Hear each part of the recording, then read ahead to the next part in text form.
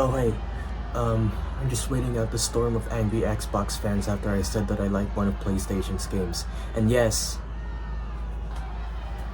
I have legs. But if I'm going to survive out there, I need to find out their weakness by going back to the past.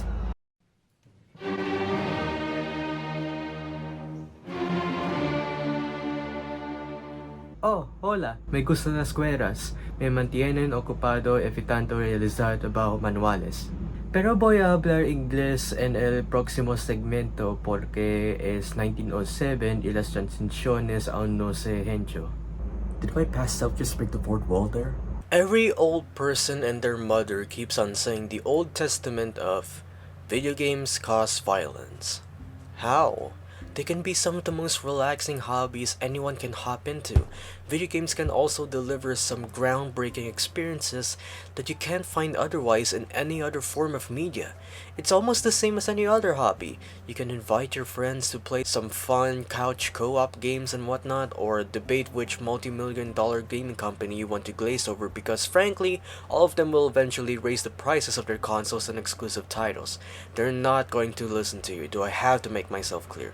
It's just natural for any gamer to have their own favorite gaming company, one that they will always prefer over the other.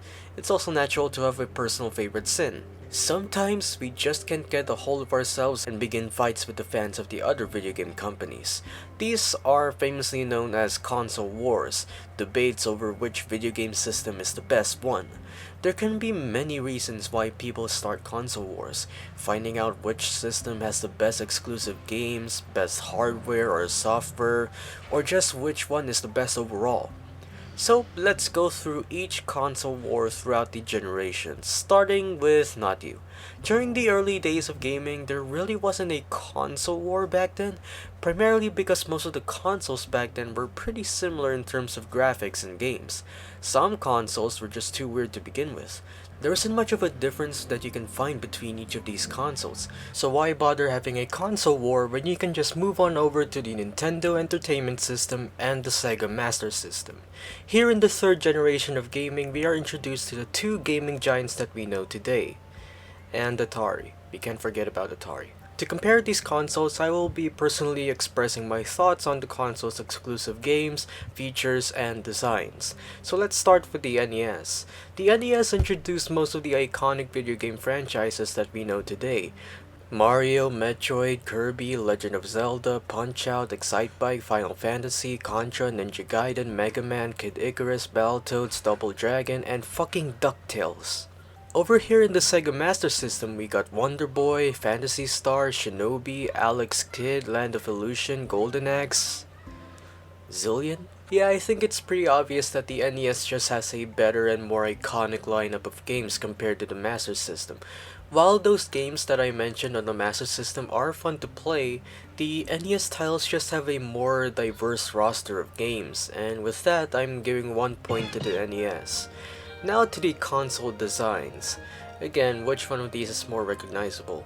The NES just has that aura to it. It's iconic and it's a great design overall, both aesthetically and functionally. The Master System, while it's okay, just looks like your standard gaming console of the 80s. It's just about that.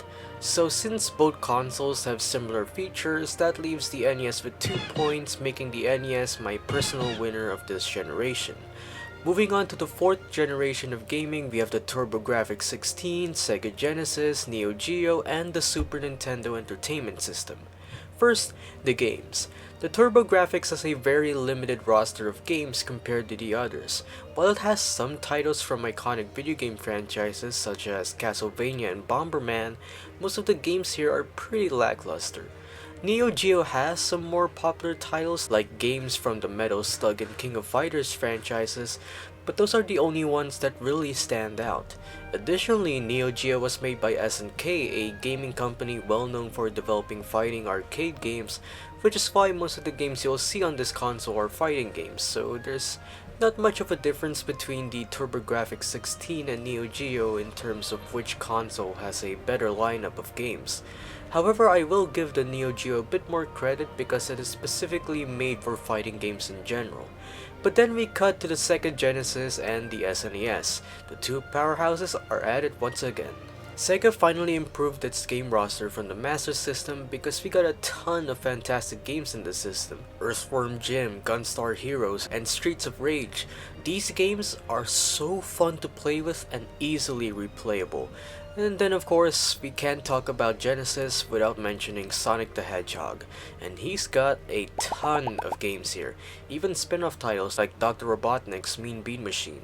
Overall, this was a huge step up from the games the Master System had. So what does the Nintendo wins us again? It's just that the NES introduced more iconic gaming franchises that are still relevant today. And these games are much more fun to play with personally, and those are only the first party titles. While I personally believe that the Genesis has a better lineup of third-party games, the NES just has a lot of incredible first-party games, and the TurboGrafx-16 and Neo Geo just can't compete with these two giants. So, score 1 for the SNES.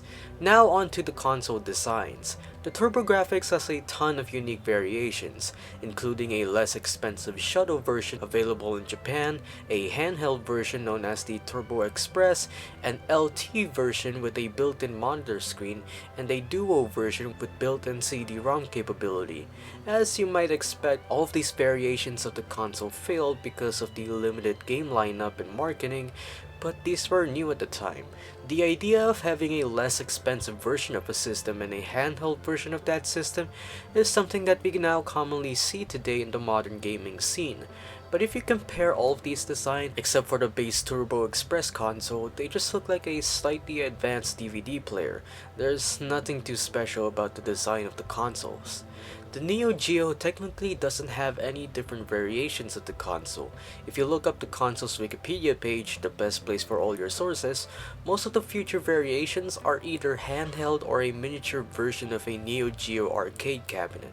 So technically, the Neo Geo only has one variation save for the actual arcade cabinets. The Sega Genesis has the most variations.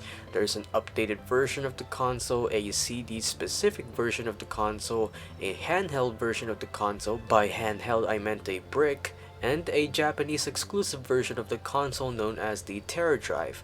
But that doesn't stop there. There are also official third-party models of the Genesis. There's the Wonder Mega, Wonder Mega 2, Amstrad Mega PC, Firecore, Laser Active, and the Genesis 3, a budget version of the console without CD support.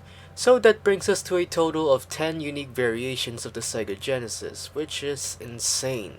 I like the design of the Sega Genesis. There's just something about the slimness of it all that gives off this relaxing aesthetic to the console. Surprisingly, Nintendo only had one variation of the SNES, save for the Super Famicom, which is exclusive only to Japan. While I personally believe that the design of the SNES is the most iconic of the consoles in this generation, I still love the Genesis the most. So, score 1 for the Genesis. Now off to the features. The TurboGrafx and Genesis are pretty similar in terms of features. Around this time, CDs were becoming the new hot thing, so of course these two systems had to adapt to that change. But it really wasn't a good change in my opinion. Back then, games and CDs were pretty much made to enhance the overall gaming experience, but for me, they're barely any different when it comes to the gameplay itself. The fact that you had to pay an obscene amount of money just so you can watch your console play a somewhat functional cutscene of a Sonic animation just kills me. Which is why I respect the SNES the most, because instead of doing CD, they decided to make an adapter for the console that allows you to play Game Boy games on the big screen. That sounded way cooler than it did in my head, but whatever, that's 2 points total for the SNES, making the SNES the winner of this generation. Moving on to the 5th generation, we have the Sega Saturn, Nintendo 64, and the PlayStation. To be honest, I almost forget the Sega Saturn even existed. For me, it's just one of the most forgettable consoles from Sega. There are barely any exclusive titles worth mentioning on this console. Sure, there are some Sonic games, but even they are considered some of the more obscure Sonic titles ever. Again, like the Genesis, the third-party games are much better, but some of them are also available on other consoles. So there's really no reason to play games on this console unless you like Sonic Jam. Nintendo suffered a bit of a drought with third-party games on the N64, but they made it all up because the exclusive titles here are insanely good. Again, they introduced a lot more iconic franchises. Banjo-Kazooie, Conkers, Turok, Pokemon Stadium, Pokemon Snap, GoldenEye, Perfect Dark, Paper Mario, Mario Party, and Smash Bros. These are quality titles that somewhat still hold up today, I guess. But PlayStation also had a great lineup of games, especially as a newcomer to the gaming scene. Final Fantasy 6, 7, 8, 9, Tactics, Metal Gear Solid, Crash Bandicoot, Crash Team Racing, Spyro, GTA, Gran Turismo, Xenogears, Parappa, and fucking Pepsi Man. These are incredible titles for a brand new competitor in the gaming scene. While I love the games on X64 for how fun they are, the PlayStation just has more quality to their games, so point 1 to PlayStation. Next, the designs. Listen, I love the Saturn controller for how it looks, but most of the games here are 3D games. Where's the joystick? Again, the console itself just looks like a beefier version of the Genesis. What were they thinking? Again, Nintendo only has one variation of the N64 save for the color variants. The controller itself is iconic, but what the hell is this thing? Why does it have a Moby Dick? But the PlayStation is just simply perfect. The controller, the overall design of the console itself, even the PS1 model is amazing. This is one of the most perfect video game console designs of all time. So that's 2 points total for PlayStation. Lastly, the features. Sega Saturn actually had the most innovative feature, which was a modem that allowed for online multiplayer. The PlayStation only had a cable that allowed you to connect with another PlayStation console simultaneously, and the Nintendo 64 was only restricted to 4-player local multiplayer. So kudos to Sega for that. The N64 had an add-on that allowed you to play games on discs, but there were very few games that were made available for this add-on specifically. The PlayStation had a ton of other features, including a memory card, the link cable that I mentioned earlier, an adapter for 4-player local multiplayer, a mouse, and a fucking gun. I think it's safe to say that PlayStation swept this entire generation of gaming. Moving on to the 6th generation of gaming, we have the Dreamcast, PlayStation 2, GameCube, and the Xbox. This was an unimaginable time for gaming. They got some of the greatest games ever made in this generation, all because of the rivalry between these 4 consoles.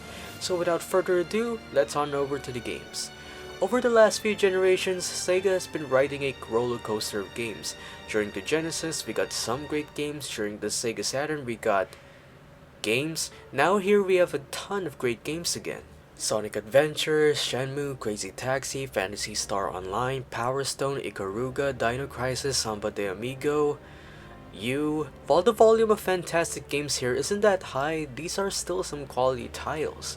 Over here at the GameCube, we got Pikmin, Resident Evil, Super Mario Sunshine, Mario Strikers, Beautiful Joe, Pokemon Coliseum, Pokemon XD, Chibi Robo, Animal Crossing, Metroid Prime, and Wario World. On the PS2, we got Devil May Cry, Def Jam, Kingdom Hearts, Okami, God of War, Shadow of the Colossus, Jak, Ico, Ratchet & Clank, Sly Cooper, and Burnout. Lastly, on the Xbox, we got Halo, Ninja Gaiden, Fable, Psychonauts, Knights of the Old Republic, Blinks, and Shrek, I guess. All of these consoles have fantastic games. All of them are so fantastic that it's really hard to choose which console has the best games. But if I'm going to pick just one, I'd say the PS2. There's a reason why the PS2 is considered one of the best gaming consoles ever. This console was a step up from the PS1 in terms of the game catalog. There are now loads of new franchises that were introduced here, and all of them are fun and quality games, so point 1 to the PS2. Now on to the design. The GameCube wins automatically.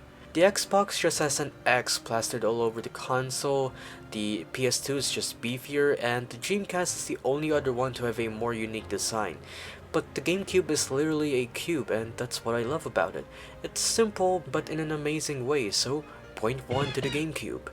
Lastly, the features. The Dreamcast controller has this space inside where you can use multiple accessories. One of them is the Visual Memory Unit or VMU. This is basically a more advanced memory card with simple controls built in, and it can also be used to transfer files or to initiate multiplayer in some games. That's basically the only thing the Dreamcast is known to stand out for in terms of unique features other than the controller itself.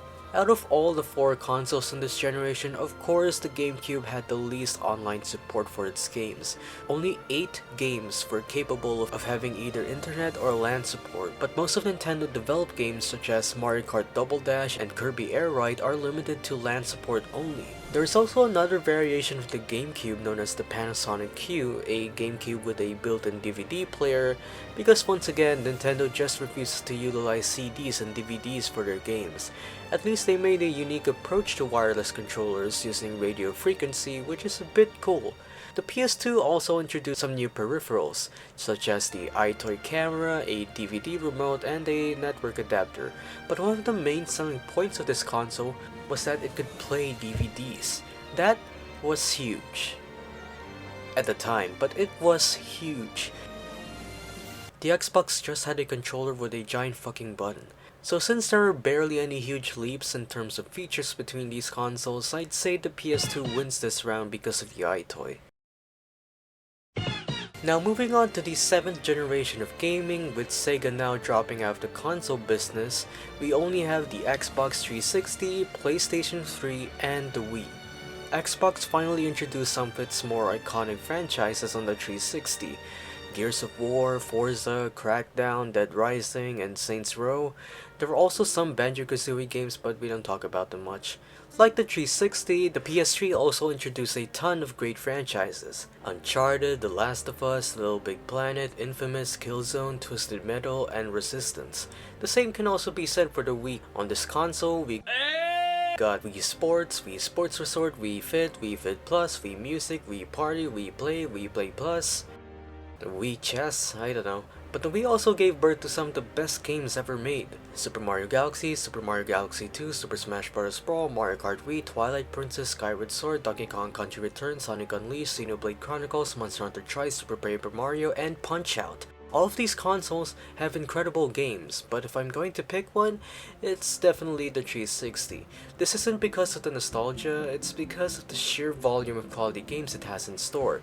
You got 2 mainline Halo games plus some spin-offs, 3 mainline Gears of War games plus 1 spin-off title, not to mention the large amount of Forza games there are, and a crap ton of other fun games you can play on this system.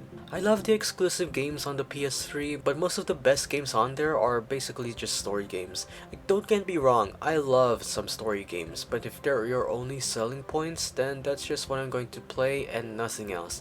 And eventually, once I finish the story of these games, I'm most likely never going to play it again unless for good reason. Wii games are fun, but that's just about it. They'll be good for some time, but eventually I'll just make a switch to some hardcore games. So point 1 to the 360. Next, the design. Personally, I think the 360 has the most iconic design out of the 3. The standard model alone is instantly recognizable. Heck, the S version of the 360 is also subpar, and we don't talk about the other one though. It's smooth, it's clean, it's amazing. There's almost nothing wrong with this design except for the standard model and the number of red rings of death that keeps happening. The Wii is also pretty recognizable. It just looks like a home DVD player that has some personality to it, unlike the other consoles. There's also the Wii Mini version of the console, but it just doesn't have the same feeling as the Wii. And don't get me wrong, it looks cute and small, but it's just about it. The PS3 is just gigantic. Like the 360, the PS3 also has 3 variations: the standard model, the slim model, and the super slim model. The slim model is basically a much smaller and more refined version of the PS3. Honestly, this is my personal favorite version of the PS3. The super slim model just looks cheap, but if I'm going to be honest, if I had this as a kid back then, I would not stop playing with the sliding disc cover. So point 1 to the PS3. Now on to the features. The Xbox 360 was a big step up from the original Xbox. This console introduced Xbox Live Arcade, and the Kinect. Xbox Live paved the way for the rise of multiplayer gaming, Xbox Live Arcade helped indie developers get more recognition for their games, and the Kinect existed. The Wii functions a lot like an actual TV. There are several channels here like the forecast channel, news channel, photo channel, even a Wii shop channel. Here, Nintendo introduced the Miis, which are virtual avatars that you can use in some official Nintendo games. But the most important feature of the Wii is the Wii remote itself. You point at the screen and it will function like a computer mouse. It's so simple yet so endearing. A lot of Nintendo games contain support for the Wii remote. Heck, most official Nintendo titles were developed around it. That was amazing. The PS3 also has a ton of new features. PSN, PlayStation Plus, PSP connectivity, PlayStation Home, Live with PlayStation, a leap year bug which led to many users having problems playing games, and an outage which may have leaked almost every user's personal information. Jesus. I'm giving this point to the Wii just because of how simple yet fun and interesting its features are. So that leads us to a tie between the three consoles. So there's only one way to find out which one is the true victor. Which one doesn't have GTA 5? Moving on to the 8th generation of gaming, we have the Wii U, PlayStation 4, Xbox One, and the Nintendo Switch.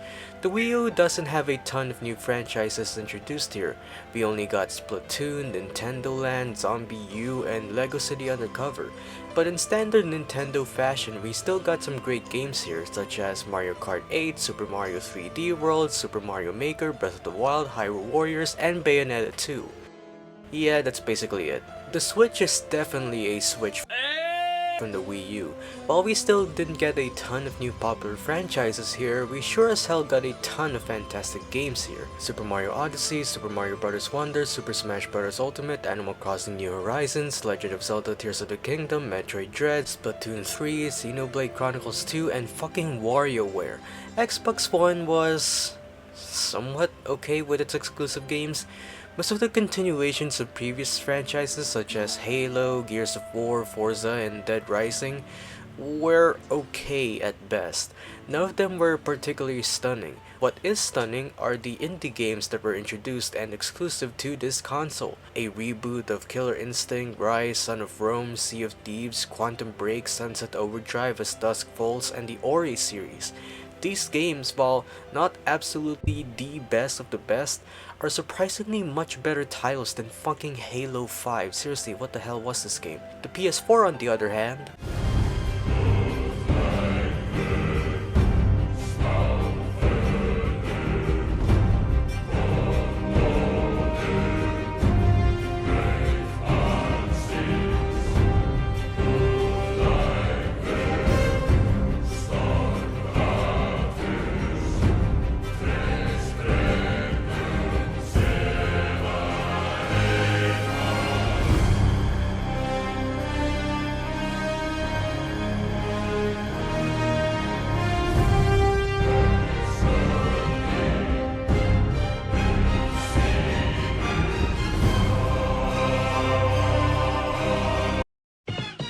next, the features. Obviously, Nintendo can't stop itself from making another gimmicky game console. Twice. The Wii U was interesting. That's all I have to say. I mean, the gamepad was cool, but there are so many games here that use it as the main way of playing, and most of the time, it is clunky. Usually, most of the games here have you look at the TV, but when the game introduces you to a new in-game feature, you have to look down at the gamepad, and once you're done with that, you have to look back at the TV to continue playing, and the cycle repeats, and it is dreadful. Thankfully, the Switch isn't as problematic as the Wii U. Given that it is designed to be played on the go, it makes more sense as to why the thing has its own screen in the first place. Plus, the Joy-Cons themselves, while not totally perfect, are really fun to use, and they're a nice reminder that the Wii was innovative when it introduced motion controls. The Xbox One automatically loses. At launch, you're required to have an internet connection at all times. Yes, it doesn't matter if you're playing a single player game or an offline game, you have to have an internet connection. First of all, the way the Xbox One was introduced felt more like an advanced media player than an actual video game console. That infamous presentation gave little to no focus on the console's gaming capabilities. At the end of the presentation, they just went, "Oh right, this thing also runs games. Here's a new dog model." What the fuck? Hate me all you want, Xbox community, but it just felt satisfying seeing the PS4 clown on the Xbox One's features. Though the PS4 doesn't have a ton of interesting features itself. Sure, the controller's a bit unique this time, but not a ton of games really used it. Plus, there's no backwards compatibility for PS3 games. So with that out of the way, the Nintendo Switch wins this one. Finally, the design. I'm sorry to the Wii U fans out there, but the console just looks like a fan made it. Plus, the thumbstick placement on both the gamepad and Pro Controller just feels wrong to me. The Nintendo Switch looks simplistic but charming. It really looks like what a Nintendo console would look like in the modern age. The PS4 is quite funny. The base design looks alright, the slim version is basically the same but thinner, and the Pro version just added one more slab on top. It's simple but effective. And I don't fucking care about you, man. With all that done, that leaves us the last and current generation of gaming. We got the Xbox Series X or S, PlayStation 5, and the Nintendo Switch 2. In the Xbox Series X, we got Starfield, Avowed, Senua's Saga, Hellblade 2, Indiana Jones, Forza Motorsport, Microsoft Flight Simulator. That's it? No Halo, no Gears of War, heck, not even a new title from any of the new indie franchises from the Xbox One. Nothing! It's even more fucking embarrassing that Microsoft spent a shit ton of money on a shit pile of an exclusive game that they built so much hype about. What the fuck is happening with you, man? Green is my favorite color because of you. This is disappointing! The PS5 somewhat started the same way with its exclusives, but lately, their gaming library is slowly building up, and we've got a ton of new great games coming soon on this console. The Nintendo Switch 2 just released, so there really isn't a ton of new exclusive games here, but so far Mario Kart World is pretty amazing, though I will give this point to the PS5. Next, the features. Once again, Xbox is another disappointment. Come on, no new features, just better hardware? I'm done with Xbox, man. The PS5 finally dropped the DualShock controllers and made a much better version of those, specifically the DualSense controllers. The main attraction here is the haptic feedback of this controller. Instead of your standard vibrations, this controller can vibrate in a way that can accurately describe the action that you're doing in the game. Heck, they even made an entire game about it. The Switch 2 is basically just an upgrade from the Switch, except the controller can now be used as a mouse, and it has a button for reminding yourself that you don't have any friends. So with that, the PS5 gets another point. Lastly, the designs. The Xbox is just a giant box, the PS5 looks like an internet router, the Switch 2 is just another Switch.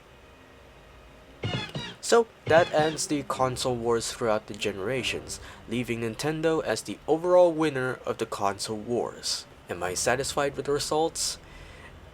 I guess. I'm honestly kinda shocked that the 360 didn't win, even though it was my childhood console. It's honestly, in my opinion, the best gaming console ever, but given that it has to go up against the PS3 and the Wii, it's understandable that those three got a tie. Now with some of the consoles, I didn't play them as much compared to the others, especially with some of the older consoles. I didn't play a ton of Sega exclusive games, so that's why Nintendo usually wins against them. I just take a look at the exclusive titles and determine which console has the better lineup. Now all of this is just my personal opinion on each of these consoles. This isn't the Game Awards or anything, this is just my perspective.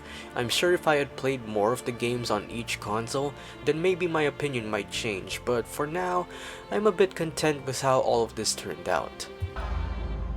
Okay, looks like the Xbox crowd got distracted out there. I mean, who wouldn't when the Switch 2 got sold incredibly fast even though a lot of people online said they wouldn't buy it? I guess talking about which console is better just drives away the local police, hands up! Oh no! It's the Pulis. Wait, since when do you start working for Sony? I don't know.